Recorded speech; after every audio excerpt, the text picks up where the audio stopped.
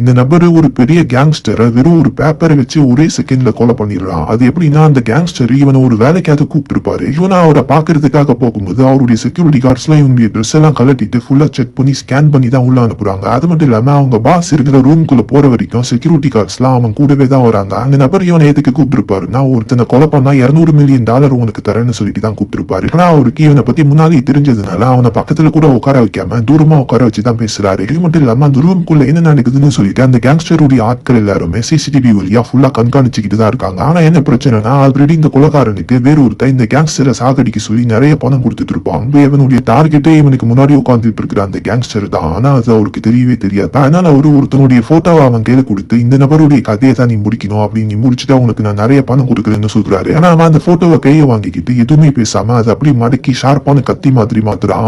அடுத்த செகண்ட் கண்ணிமிக்கிற நேரத்துல அந்த கேங்ஸ்டருடைய தொண்டையிலேயே அந்த பேப்பர் வச்சு குத்தி அவங்களுடைய கதையை அங்கேயே முடிச்சிடுறா. சிசிடிவி வழியா பாக்குறவங்க எல்லாம் அவங்க 2 பேரும் அவங்களுக்குள்ளேயே வணக்கம் சொல்லிக்கிறாங்கன்னு நினைச்சுக்கிறாங்க. ஆனா அந்த நபருடைய கதையை முடிச்சுட்டு எதுவுமே தெரியாத மாதிரி அங்கிருந்து கிளம்பி